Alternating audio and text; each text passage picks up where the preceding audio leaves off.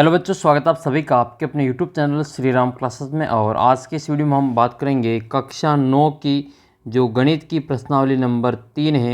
ये कक्षा 9वीं की गणित की तीसरी प्रश्नावली है जिसका नाम है आपके निर्देशांक ज्यामिति। बहुत ही इंपॉर्टेंट चैप्टर है आपके। इसमें केवल इसका इंट्रोडक्शन दे रखा है, बाकी इसका जो पूरी अलग से आपको चैप्टर मिलेगा वो 10th क्लास में इसमें 7वीं प्रश्नावली मिलेगा। और बहुत ही शानदार ये चैप्टर है। अगर आप इसको अभी अच्छे से समझ लोगे तो 9th क्लास में तो आपके अच्छे नंबर आएंगे ही, साथ ही आपके 10th क्लास में भी बहुत ही शानदार इस चैप्टर के नंबर आने वाले हैं। और बहुत ही आसान सा है। इस चैप्टर से कई सारे और भी चैप्टर जुड़े हुए हैं, जैसे आपका ग्राफ वाला जो चैप्टर है वो इसी से जुड़ा हुआ है। तो बहुत ही अच्छे से आपको समझ में आ जाएगा इस प्रश्नावली को। तो ये चैप्टर अगर आप अच्छे से समझ लेते हैं तो आगे के चैप्टर आपके लिए बहुत ही आसान होने वाले हैं। तो आइए वीडियो को शुरू करते हैं और बहुत ही मज़ेदार तरीके से अपन इस वीडियो में पढ़ने वाले हैं और आपको ये पूरा चैप्टर समझ में आएगा ऐसे मैं उम्मीद करता हूँ। और लास्ट तक जो वीडियो देखेगा उसको निश्चित रूप से ये पूरा चैप्टर आसानी से समझ में आ जाएगा। बहुत ही आसान सा चैप्टर है। जिसको गणित से डर लगता है वो उसके लिए ये बहुत ही आसान है। सभी को ये चैप्टर आसानी से समझ में आ जाएगा। तो आइए अपन इसमें वीडियो को शुरू करते हैं और आपका जो चैप्टर नंबर 3 है निर्देशांक ज्यामिति ये पढ़ लेते हैं। देखो इसमें ये कोऑर्डिनेट ज्योमेट्री होती है, इसको इंग्लिश में कोऑर्डिनेट ज्योमेट्री कहते हैं। तो आखिर ये इसकी जो शुरुआत है वो हुई कैसे, पहले अपन इसके बारे में थोड़ा सा समझ लेते हैं। तो थोड़ा सा आपको यहाँ पे जानकारी मिल जाएगी यहाँ पे इसी आपके पार्ट के अंदर कि ये जो एक गणित की शाखा होती है कोऑर्डिनेट ज्योमेट्री, जिसको अपन हिंदी में निर्देशांक ज्यामिति कहते हैं। तो इस प्रश्नावली को सबसे पहले शुरू करने का विचार किसके मन में आया था, तो एक फ्रांसीसी गणितज्ञ हुए हैं, दार्शनिक हुए हैं ये रहने दरकाते। ये नाम वेरी इंपॉर्टेंट है। आपको प्रश्न पूछा जाएगा अब सदा में कि जो निर्देशांक ज्यामिति है उसको सबसे पहले शुरू करने का श्रेय किसको दिया जाता है, तो आप नाम बताएंगे रहने दरकाते। ये रहने दरकाते जिनके मन में ये एक सवाल आया था कि आखिर जो किसी भी संख्या का जो स्थिति है वो इस ब्रह्मांड में या इस कॉपी के ऊपर आपको कैसे इसको दर्शाना है। तो थोड़ी सी इंटरेस्टिंग स्टोरी है। आप पहले अपन इसको पढ़ लेते हैं, फिर इसके बाद में आपका जो इम्पोर्टेंट सवाल है 3.2 प्रश्नावली, केवल 3.2 ही प्रश्नावली आपके काम की है, 3.1 प्रश्नावली आपकी कोई काम की नहीं है। तो 3.2 पढ़ेंगे। पहले इनका जो इंट्रोडक्शन है थोड़ा सा वापस अपन पढ़ लेते हैं।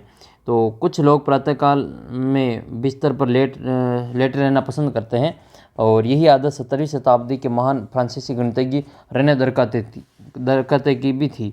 यानी कि कुछ लोग ऐसे होते हैं जो लेट तक है जो सोने का जो पसंद करते हैं, किसी को जल्दी उठना जो पसंद नहीं आता है। वैसे अधिकतर की ये आदत होती है कि जल्दी उठना किसी को पसंद नहीं होता है।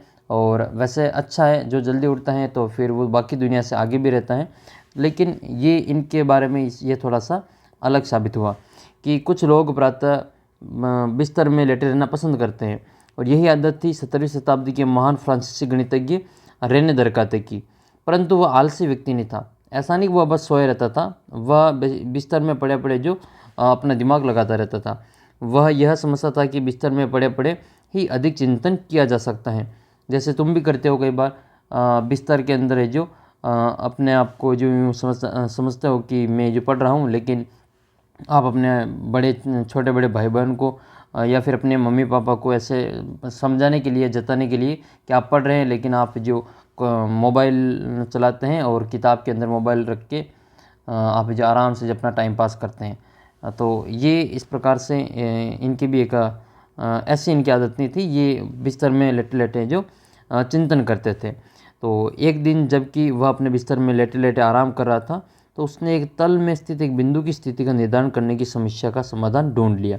कि मान लो ये बिंदु है तो ये बिंदु कहाँ पे लगा हुआ है। यूँ बताएंगे कि आड़ी लाइन है, इससे थोड़ा सा ऊपर है, और ये खड़ी लाइन है, इससे थोड़ा सा इस साइड में है। तो ये जो अपने आड़ी लाइन और खड़ी लाइन की चर्चा कर रहे हैं ये इन्होंने ही दिया था सबसे पहले। इनको अक्षांश और दशांतर रेखाएँ कहते हैं। तो एक तल की एक बिंदु की स्थिति निर्धारण करने में प्रयुक्त पद्धति होती है। इसको रेने दरकाते के सम्मान में इसको कार्तीय पद्धति, कार्टेशियन सिस्टम के रूप में इनको जाना जाता है। तो आइए अपन देखेंगे कि किसी बिंदु की स्थिति आप किस प्रकार से दर्शा सकते हैं। जैसे मान लो कोई बिंदु है P2,3, तो इसको आप कैसे दर्शाएंगे। तो कार्तीय पद्धति में होता है क्या है, इसमें आपके संख्या रेखा के बारे में आपको जानकारी होनी चाहिए। संख्या रेखा पे आपने ये देखा होगा कि ये संख्या रेखा है, इसमें बीच में आपके मूल बिंदु होता है जिसमें 0 होता है, और इस साइड में समान दूरी पर नंबर होते हैं, इसको अपन धनात्मक संख्या कहते हैं। सारे के सारे कैसे नंबर होते हैं, प्लस के नंबर होते हैं। और मूल बिंदु यानी कि 0 से इस साइड के जो नंबर होते हैं वो आपके ऋणात्मक नंबर कहलाते हैं, वो माइनस के नंबर होते हैं ऋणात्मक।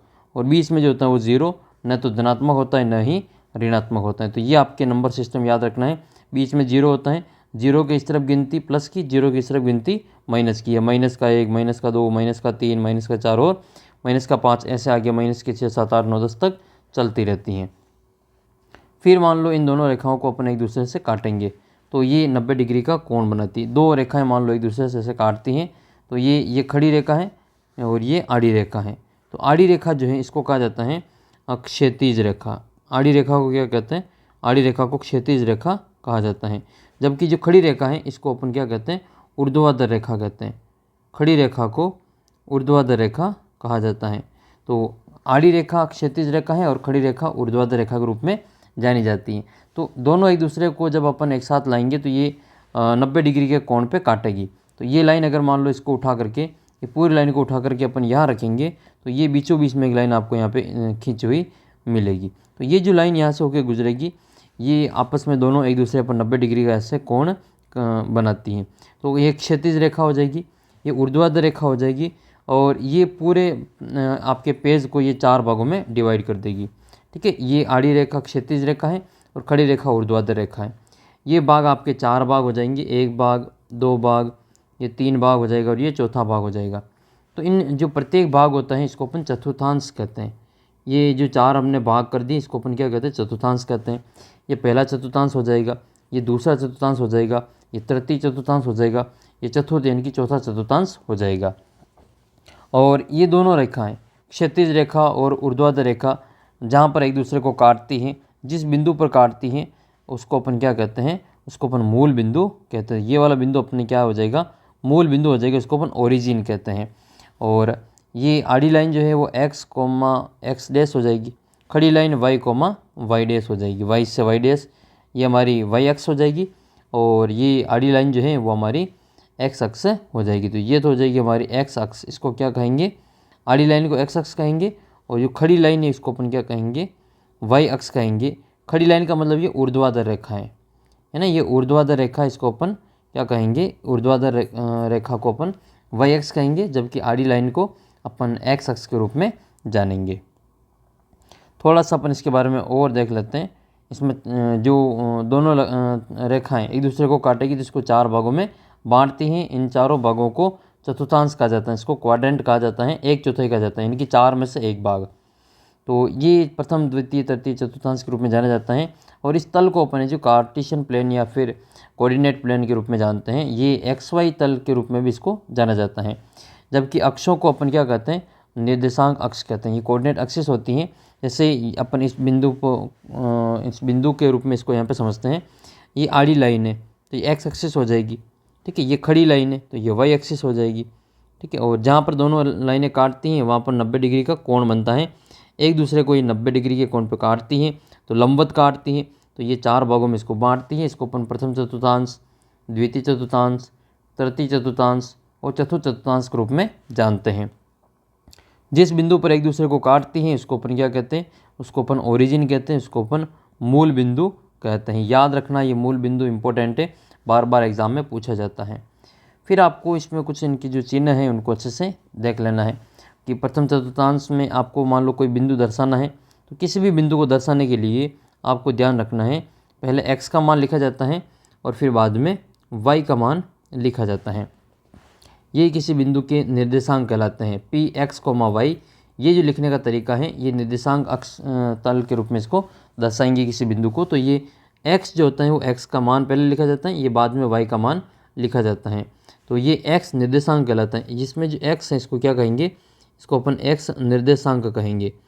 x को क्या कहा जाता है? इसमें x निर्देशांक कहा जाता है और इसमें y को कहा जाता है y निर्देशांक। इसको अपन y निर्देशांक के रूप में जानते हैं।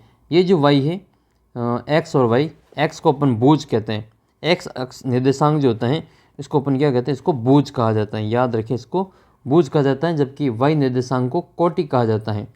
जो y का मान आएगा उसको अपन कोटि कहेंगे, जो x का मान होगा उसको अपन भुज कहेंगे। तो ये सिंपल सा इसमें काम है, आपको याद रखना है। इसके 4 चतुर्थांश हो गए, प्रथम, द्वितीय, तृतीय और चतुर्थ। इसको इसी क्रम में याद रखना है। अब अपन इसमें भुज और कोटि के अलावा इनके जो निशान है वो देख लेते हैं कि कौन से चतुर्थांश में क्या क्या निशान इसमें आता है। तो ये हो जाएगा आपका पहला चतुर्थांश, ये द्वितीय चतुर्थांश है, ये तृतीय चतुर्थांश है और ये वाला चौथा चतुर्थांश है। हर बार ऐसे होता है। ये याद रखें, पहले x का मान लिखा जाता है, फिर बाद में y का मान लिखा जाएगा। तो देखो इसमें देखो पहले x का मान लिखेंगे, तो x इसमें देखो इधर तो देखो प्लस में है ये, और इधर y हमारा प्लस में है, तो पहले वाला में x भी प्लस आता है और y भी प्लस का आता है। दूसरा वाला देखो ये वाला हिस्सा, तो ये वाले में देखो पहले x का लिखेंगे तो x का इसमें देखो माइनस में आ रहा है, x पहले माइनस में आएगा और y इसमें ऊपर वाला आएगा तो प्लस का आएगा। तीसरा वाला देखो x माइनस में और y भी माइनस में है, तो तीसरे वाले में x भी माइनस में है और y भी माइनस में है। चौथे वाले में पहले x को लिखेंगे, x इसमें आपका प्लस का आएगा और नीचे वाला y आएगा इसमें माइनस में, तो ये y आ जाएगा इसका माइनस में। तो ये निशान आपको अच्छे से याद होने चाहिए ताकि आपको इसमें कोई भी प्रॉब्लम ना हो। तो उम्मीद करता हूँ ये वाले जो निशान है वो तो आपको अच्छे से याद हो जाएंगे। पहले वाले में दोनों प्लस के, दूसरे वाले में पहले माइनस का बाद में प्लस का, तीसरे वाले में दोनों माइनस के, चौथे वाले में पहले प्लस बाद में माइनस। इनको अपन चतुर्थांश कहते हैं। क्या कहा जाता है इनको? चतुर्थांश के रूप में इनको जानते हैं। तो एक तो आपको इनको अच्छे से समझ लेना है। तो अपन इसकी जो कुछ इंपॉर्टेंट क्वेश्चन है पहले उनको अपन सोल्व करते हैं, फिर आपको यहाँ पे बता देते हैं कि किस प्रकार के इसके जो क्वेश्चन है वो पूछे जाते हैं। तो एक तो आपको जो मूल बिंदु है उसके निर्देशांक याद कर लेना है। ये 3.2 प्रश्नावली है, इसका अपन सवाल नंबर 1 करते हैं। पहला सवाल क्या है? निम्नलिखित प्रश्नों में प्रत्येक प्रश्न का उत्तर दीजिए। ये कह रहे हैं कि कार्तीय तल में किसी बिंदु की स्थिति निर्धारित करने वाली क्षैतिज और ऊर्ध्वाधर रेखाओं का नाम क्या है? तो जो आड़ी लाइन होती हैं उसको क्षैतिज रेखा कहते हैं, और क्षैतिज रेखा को याद रखना, इसको एक्स अक्ष कहा जाता है। इसको क्या कहा जाता है? इसको एक्स अक्ष कहा जाता है। ये क्षैतिज रेखा जिसको अपन क्या कहेंगे? एक्स अक्ष कहा जाता है, ठीक है। और एक जो ऊर्ध्वाधर रेखा होती है, जो खड़ी लाइन होती है, इसको अपन वाई अक्ष कहते हैं। ये ऊर्ध्वाधर रेखा होती है और इसको अपन क्या कहते हैं? इसको अपन वाई अक्ष कहते हैं। ये वाई कोमा वाई डैश के रूप में इसको जाना जाता है। और ये ऊर्ध्वाधर रेखाएं खड़ी लाइन होती है, इसको अपन ऊर्ध्वाधर रेखा को ये वाई अक्ष के रूप में जाना जाता है। तो आड़ी लाइन एक्स अक्ष है और खड़ी लाइन वाई अक्ष हो जाएगी। फिर आपको दोनों रेखाओं से बने प्रत्येक भाग का आपको नाम बताना है कि इन दोनों रेखाओं से जो तल बनेगा उसमें प्रत्येक तल का नाम क्या है। जैसे खड़ी लाइन है, ऊर्ध्वाधर रेखा वाई अक्ष हो जाएगी, आड़ी लाइन एक्स अक्ष हो जाएगी। तो ये 4 भागों में बांटेगी जिसको अपन चतुर्थांश कहते हैं। तो ये प्रथम चतुर्थांश हो जाएगा, ये द्वितीय चतुर्थांश हो जाएगा, ये तृतीय चतुर्थांश हो जाएगा और ये वाला चतुर्थ चतुर्थांश हो जाएगा। तो दोनों रेखाओं से बने प्रत्येक भाग का नाम क्या है? प्रथम चतुर्थांश, द्वितीय चतुर्थांश, चतुर्थ चतुर्थांश, ठीक है। ये तृतीय चतुर्थ दोनों चारों आपको अच्छे से याद कर लेना है। फिर इसके बाद में उस बिंदु का नाम बताइए जहाँ दोनों रेखाएं प्रतिच्छेदित होती हैं। तो दोनों रेखाएं कहाँ पर? ये बिंदु पर हो रही, और इस बिंदु पर अपन क्या करेंगे? 90 डिग्री का कोण बन रहा है, तो यहाँ पर जो बिंदु होगा उसको अपन मूल बिंदु कहेंगे। उसको क्या कहा? मूल बिंदु कहा जाता है। और मूल बिंदु के निर्देशांक याद रख लेना, 0,0 होता है। यहाँ पे x का मान भी 0 होता है और y का मान भी 0 होता है। अब अपन किसी भी बिंदु को यहाँ पे लगाना सीखते हैं। जैसे आपको कोई भी बिंदु दे रखा है, वो बिंदु कहाँ पे होगा उसको अपन यहाँ पे लगाना सीखते हैं। एक आपके y निर्देशांक होगी, उसको अपन कोटि कहेंगे, और x वाले को अपन क्या कहेंगे? भुज कहेंगे। x के मान को भुज कहा जाता है, अंग्रेजी में इसको एब्सिसा कहते हैं। और जो x निर्देशांक होता है इसको x निर्देशांक जो होता है इसको अपन एब्सिसा भुज कहते हैं, और y निर्देशांक जो होता है इसको ऑर्डिनेट कोटि कहा जाता है। याद रखिए, इसको कोटि कहा जाता है, ऑर्डिनेट इसको कहा जाता है। और निर्देशांक तल में एक बिंदु के निर्देशांक लिखते समय पहले x निर्देशांक लिखते हैं और उसके बाद में y निर्देशांक लिखते हैं और उसको कोष्टक में बंद करते हैं। जैसे P बिंदु है तो इसके निर्देशांक 4,3 है। ये 4 जो है वो x का मान है, x बराबर 4 है, इसमें y बराबर 3 है। याद रखें, ये इसमें x का मान कितना होगा? तो x का मान माइनस का 6 है, और y का मान कितना है? तो y का मान इसमें माइनस के 2 हैं। आपको इसमें भुज और कोटि पूछे, भुज और कोटि पूछे तो x का मान भुज होता है और y का मान कोटि होता है। इसके अलावा ये भी याद रखें, ये 3,4 और 4,3 बराबर नहीं होते, दोनों अलग अलग हैं। अब अपन इसमें ग्राफ में कुछ बिंदुओं को लगाना सीखते हैं। जैसे पहला बिंदु है P बिंदु, जिसमें आपको ये 2,3 को लगाना है। तो इसमें पहले x का मान लेंगे, बाद में y का। तो x पे आपको 2 लेना है, तो ये रहा x पे 2, यहाँ पे 2 दिख रहा है, और y पे 3, तो ये रहा y पे 3। इन दोनों को अपन यहाँ पे ऊपर खींचेंगे। ये x का तो 2 पे, ठीक है, और y का आएगा 3 पे। ये जहाँ दोनों बिंदु कटेंगे उस बिंदु को अपन क्या नाम देंगे, उस बिंदु को, यहाँ जो बिंदु है इसको नाम दे देंगे अपन P नाम दे देंगे इसको। और इसमें निर्देशांक क्या लिखेंगे, इसके पहले 2 लिखेंगे बाद में 3 लिखेंगे। इसका मतलब ये x 2 पे काट रहा है और y 3 पे काट रहा है। दूसरा बिंदु Q है 4,-3, तो x का मान 4 है, तो x का मान ये रहा 4 और y का मान -3 है, तो -3 नीचे आएगा ये वाला। तो ये जहाँ दोनों काटेंगे एक दूसरे को वहाँ इस बिंदु को अपन लिख लेंगे। तो ये बिंदु आ जाएगा आपका ये वाला बिंदु, जो कि कौन सा बिंदु है, ये Q बिंदु है। और Q बिंदु में क्या आएगा आपके +4 और -3। x का मान 4 है प्लस में और y का मान -3 है। R बिंदु -4 -3, x का मान -4 है और y का मान -3 है। तो ये -4 और 3 को मिला लेंगे, पहले x का मिलाएंगे फिर y का मिलाएंगे। तो ये जो नया बिंदु आएगा उसको अपन R नाम दे देंगे। और R नाम में पहले x का -4 है फिर y का -3 है। ये बिंदु आपको ऐसे दर्शा देना है। लास्ट बिंदु है इसका S बिंदु, तो -3,4 है, तो -3 ये रहा -3 और 4 ये रहा। तो ये दोनों जहाँ कटेंगे एक दूसरे से वही हमारा आंसर आ जाएगा। तो ये 3 को इनको मिला लेंगे तो ये जिस बिंदु पे कट रहे हैं वही हमारा आंसर लिख लेंगे। तो ये हमारा S बिंदु हो जाएगा। यहाँ पर कौन सा बिंदु है, ये S बिंदु है, जहाँ पर x का मान -3 है और y का मान आपके +4 है। तो ये इस प्रकार से आपको इसमें बिंदु लगाना है। इसमें जैसे ये बिंदु दे रखा है, ये P बिंदु है, इस P बिंदु में भुज क्या है, तो x का मान भुज है, कोटि क्या है तो y का मान कोटि है। x निर्देशांक क्या है, तो ये जो 2 है वो हमारा x निर्देशांक है, ये 3 क्या है तो ये हमारा y निर्देशांक है। यहाँ पर ये जो बिंदु इसको अपन मूल बिंदु कहते हैं, इसके जो निर्देशांक होते हैं वो 0,0 होते हैं। तो इसको भी आप अच्छे से याद रखें। फिर अब मान लो इन दोनों में कोई एक 0 आ जाए तो उसको कैसे दर्शाएंगे। जैसे एक बिंदु दे रखा हम आपको A, इसमें आपको 0,2 को दर्शाना है। एक बिंदु दे रखा है B, जिसमें आपको 3,0 को दर्शाना है। तो ये कहाँ पर आएगा वो अपन इसमें देख लेते हैं। तो जैसे मान लो दोनों में कोई एक 0 आ जाए तो वो कौन से पे आएगा वो आपको बताना है। तो यहाँ पर आपको ध्यान रखना है कि जो 0 होता है उस अक्ष पे नहीं आएगा। इसमें x 0 है तो इसका मतलब वो x अक्ष पे नहीं आएगा, इसका मतलब वो y अक्ष पे जाएगा। तो ये x का मान 0 है तो वो y अक्ष पे 2 पे जाएगा। तो यहाँ पर x 0 होता है और y 2 कहाँ पे, यहाँ पर आएंगे। तो वो बिंदु आपको यहाँ लगाना है 0,2, ठीक है। यहाँ x का मान 0 है और y का मान 2 है। फिर तीसरा b बिंदु कहाँ लगेगा, यहाँ पे x का मान तो 3 है और x का मान रहा ये 3 और y का मान यहाँ पे 0 है। तो इस अक्ष पे जो x अक्ष होती है उस पर y का मान 0 होता है। तो यहाँ पर 0 लगा देंगे 3 वाले को, इसको लिखेंगे हम 3,0। x का मान होगा उसको अपन ये x अक्ष होगा, वहाँ पर y का मान 0 है और y अक्ष से वहाँ पे x का मान 0 होता है। तो ये दोनों आपको अच्छे से याद रखना है। ये y का मान 0 इसका मतलब x अक्ष पे है और यहाँ पे x का मान 0 इसका मतलब वो y अक्ष पे है। तो दोनों को आपको अच्छे से याद रखना है। अब अपन आपका जो उदाहरण नंबर 1 है इसको अपन यहाँ पे सोल्व करते हैं। उदाहरण नंबर 1 क्या है, उदाहरण नंबर 1 में आपको आकृति 3.11 को देखना है, फिर b की भुज और कोटि बतानी है और फिर b के निर्देशांक लिखने हैं। m के x निर्देशांक, y निर्देशांक और m के निर्देशांक लिखने हैं। l के भी निर्देशांक लिखने हैं, s के भी। तो इसमें आपको b बिंदु को देखना है। b बिंदु देखो कहाँ पे है, ये रहा b बिंदु। इसमें x कहाँ पे मिल रहा है, पहले x का मान लिखते हैं, ये वाला मान पहले x का लिखेंगे। तो x कहाँ पे मिल रहा है, ये 4 पे मिल रहा है। तो x का मान कितना हो जाएगा, इसके लिए 4 हो जाएगा और y का मान कितना है, इसके लिए 3 है। तो इस b बिंदु के जो निर्देशांक है वो 4,3 हो जाएगा। इसमें x के मान को क्या कहते हैं, भुज कहते हैं। तो भुज का मान कितना होगा, 4 होगा और y के मान को क्या कहते हैं, कोटि कहते हैं। तो कोटि का मान कितना हो जाएगा, 3 हो जाएगा। तो 4,3 यानी कि भुज तो इसमें 4 है और कोटि कितनी है, 3 है। तो इसमें अपन लिखेंगे क्रमशः, का मतलब पहले भुज का लिखना है फिर बाद में कोटि का लिखना है। तो भुज तो कितनी हो जाएगी, यहाँ पे 4 हो जाएगी और कोटि कितनी हो जाएगी, यहाँ पे 3 हो जाएगी। तो 4,3।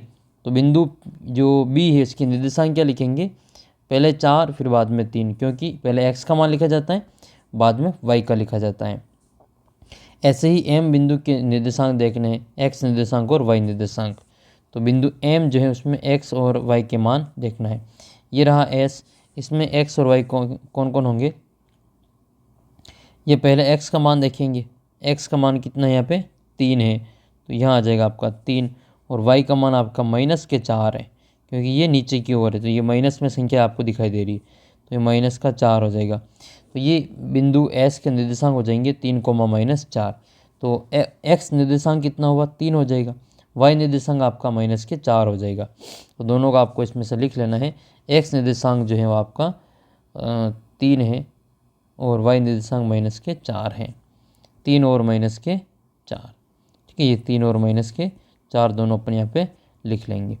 फिर अगला जो बिंदु है अपना, इसको निर्देशांक के रूप में लिखना है, तो ये हो जाएगा 3, -4।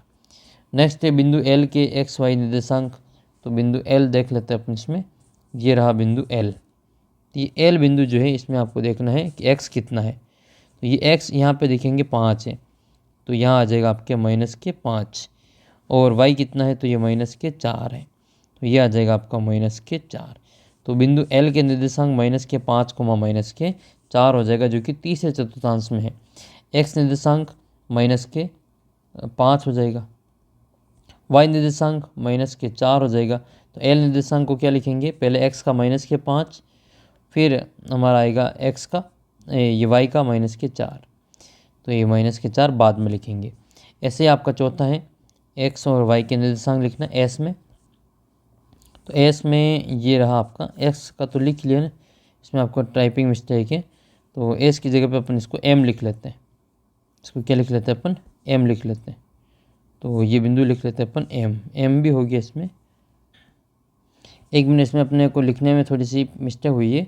ये m की जो निर्देशांक है वो m यहाँ पर है, तो m यहाँ पर है, तो यहाँ पर क्या आएगा, ये m, ये आएगा आपके -3, +4। तो यहाँ पर आपके आएगा -3, +4, तो -3, +4 होगा। जबकि s के निर्देशांक अपन लिखेंगे ये, वो हो जाएगा आपका 3, -4, तो ये आएगा आपके 3, -4, तो ये आएगा आपके 3, -4। तो ऐसे आपको इनके निर्देशांक यहाँ पे भर देना है। फिर इसके बाद में आपका जो अगला सवाल है, इसमें आपको उदाहरण से ही समझा रखा है कि कौन भुज होगा, कौन कोटि होगा, इनमें सभी को यहाँ पे बता रखा है। इसमें आपके ये निर्देशांक के कुछ बिंदु यहाँ पे दे रखे हैं, तो इसमें आपको यहाँ पे देखना है कि इस प्रकार से बिंदु दे रखे हैं।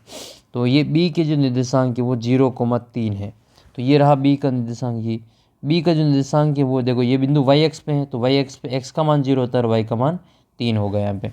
ये a बिंदु है, तो a बिंदु x अक्ष पे है, तो x अक्ष पे जो है वो y का मान 0 होता है, तो x का मान तो इसमें 4 हो जाएगा और y का मान 0 होगा। d बिंदु है, तो ये x का मान तो इसमें 0 हो जाएगा क्योंकि ये y अक्ष पे है, और y का मान कितना है, ये -4 हो जाएगा। c बिंदु जो है वो याद रखें, c बिंदु आपका -5, 0 पे आएगा, तो ये याद रख लेना है। e है आपके ये 2/3 है, x का मान कितना हो जाएगा 2/3 और y का मान 0 हो जाएगा। तो ये ऐसे आपको इनके निर्देशांकों को बता देना है। x अक्ष का जो प्रत्येक बिंदु है वो x अक्ष पे होता है, तो उसकी दूरी हमेशा 0 होती है, जबकि y अक्ष पे होगा तो उसका y निर्देशांक हमेशा जो आएगा उसको अपन लिखेंगे। ये मूल बिंदु के निर्देशांक, ये इसकी भुज और कोटि दोनों ही 0 होती है, याद रखें। मूल बिंदु के निर्देशांक में याद रखें, इसकी भुज और कोटि दोनों ही 0 होती हैं, 0, 0 लिखेंगे इसको। ये हमने पहले ही चर्चा कर ली कि पहले चतुर्थांश में जो बिंदु होगा उसमें दोनों प्लस के आएंगे, है ना। ये अपन थोड़ी सी डिस्कस अपन यहाँ पे और कर लेते हैं। ये पहला चतुर्थांश है, ये द्वितीय है, ये तृतीय है और ये चतुर्थ है। तो इस पहले वाले में दोनों ही प्लस के होंगे, एक्स वाई प्लस के, दूसरे वाले में एक्स माइनस वाई प्लस, तीसरे वाले में दोनों माइनस, चौथे वाले में एक्स प्लस और वाई माइनस होता है। तो ये पहले चतुर्थांश की बात कर रहे हैं, इसमें एक्स और वाई दोनों ही प्लस के होते हैं। दूसरे में एक्स माइनस वाई प्लस होता है, तीसरे में दोनों ही माइनस के होते हैं, और चौथे में एक्स प्लस वाई माइनस होता है। तो हमने इसमें इनकी जो चिन्ह है वो भी अपने यहाँ पे देख लिए, दोनों प्लस के होंगे। सेकंड वाले में एक्स माइनस वाई प्लस होता है, तीसरे वाले में दोनों ही माइनस के होते हैं, चौथे वाले में एक्स प्लस और वाई माइनस का होता है। फिर अपन इसका जो प्रश्नावली है इसका सवाल अपन यहाँ पे देख लेते हैं। ये प्रश्नावली है 3.2, उसका सवाल नंबर 2, बस ये अंतिम सवाल है, फिर आपकी जो प्रश्नावली समाप्त हो गई। बहुत ही आसान सी ये प्रश्नावली, उम्मीद करूँगा कि आपको बहुत ही आसानी से समझ में आ गई होगी। क्या क्या इसमें पूछा गया है, बी के निर्देशांक, तो देख लेते हैं बी कहाँ पे लगा हुआ है। बी बिंदु आपका लगा हुआ है ये वाला। इसके निर्देशांक देखना है तो देखो इसमें एक्स का मान देखना पड़ेगा। एक्स का मान -5 है और वाई का मान +2 है। तो इसके निर्देशांक क्या हो जाएंगे, पहले एक्स का लिखेंगे -5 और वाई का लिखेंगे +2। तो बिंदु बी -5, 2 हो जाएगा। तो इसमें क्या लिखेंगे, बिंदु बी -5 और कोमा में 2 लिखेंगे। सी के निर्देशांक देख लेते हैं। सी बिंदु अपना यहाँ रहा, ये बिंदु रहा सी, ये इसमें सी यहाँ पे। तो सी बिंदु को अपन यहाँ मिलान कर लेते हैं। पहले एक्स का मान आएगा ये, तो ये आएगा 5 और इधर वाई का मान आ जाएगा -5। दोनों को मिलान करेंगे तो ये +5, -5 आएगा, जो कि चौथे चतुर्थांश में स्थित है। तो सी के 5, -5 हो जाएगा। इसको अपन लिखेंगे सी 5, -5। नेक्स्ट बिंदु है -3 और -5 द्वारा कौन सा बिंदु पहचाना गया, जो -3 से मिलता है और -5 से मिलता हो। तो -3 तो यहाँ रहे प्लस में, ये एक्स में, तो ये -3 और -5, इस पे कौन सा बिंदु मिल रहा है, ये ई बिंदु मिल रहा है। तो इसका उत्तर अपन क्या करेंगे, ई करेंगे। तो इसका उत्तर करेंगे ई। 2, -4, तो +2 -4, तो +2, एक्स में तो +2 और वाई में -4, तो ये 2,4 का बिंदु हो जाएगा आपके जी। तो इसका उत्तर अपन क्या लिखेंगे, जी लिख लेंगे। तो इसका आंसर आ जाएगा आपके जी। बिंदु डी का भुज क्या होगा, तो बिंदु डी कहाँ पे है, बिंदु डी रहा यहाँ पे, और इस डी में भुज क्या होता है, एक्स के मान को भुज कहते हैं। तो ये रहा एक्स का मान, तो ये एक्स का मान 6 हो जाएगा, तो भुज कितना हो जाएगा, 6 हो जाएगा। तो भुज बराबर इसमें 6 लिख लेंगे। एच की कोटि वाई के मान को कहते हैं। तो एच में वाई का मान कितना है, एच में वाई का मान ये रहा, देखो ये वाला मान इसमें वाई का मान है, तो इसमें -3 आंसर आ जाएगा। तो इसका उत्तर कितना लिखेंगे, -3 लिखेंगे। बिंदु एल के निर्देशांक, बिंदु एल कहाँ पर है, तो बिंदु एल रहा ये वाई एक्स के ऊपर, ये रहा वाई एक्स के ऊपर। तो यहाँ पर एक्स का मान क्या हो जाएगा, एक्स का मान तो 0 हो जाएगा और वाई का मान इसमें +5 हो जाएगा। इसको अपन लिखेंगे 0, +5, जो कि एल बिंदु है। बिंदु एम के निर्देशांक जो कि एक्स अक्ष पर हैं, ये यहाँ पर। तो यहाँ पर एम का मान देखने के लिए पहले एक्स का देखो -3 और ये एक्स अक्ष पे तो वाई का मान 0 होगा, तो ये आएगा आपके -3, 0। और ऐसे आपको ये सभी बिंदु आराम से लगा देने हैं। और आपको उम्मीद करता हूँ ये पूरी प्रश्नावली आसानी से समझ में आई होगी। आप कमेंट करके बताना, मैं एक बिंदु लिख रहा हूँ वो कौन से चतुर्थांश में स्थित है। एक बिंदु है हमारा 4, -5, ये किस चतुर्थांश में स्थित है। और एक दूसरा बिंदु है हमारा 2, -3, इसमें आपको कोटि बतानी है। ठीक है, इसमें भुज और कोटि बतानी है कि इसकी भुज क्या होगी और इसका कोटि क्या होगी। दोनों ही प्रश्नों के उत्तर आप कमेंट बॉक्स में लिख के ज़रूर बताना। अगले वीडियो में आपको और अच्छे से समझाएंगे। बाकी प्रश्नावलियों के साथ में मिलते हैं आपको। तब तक चैनल को सब्सक्राइब कर लेना और वीडियो को अपने सभी दोस्तों के साथ में शेयर जरूर करना। तो मिलते हैं आपको अगले वीडियो में, तब तक जय हिंद जय भारत। चैनल को सब्सक्राइब करके अपना एंड्रॉयड ऐप इसको डाउनलोड कर लेना।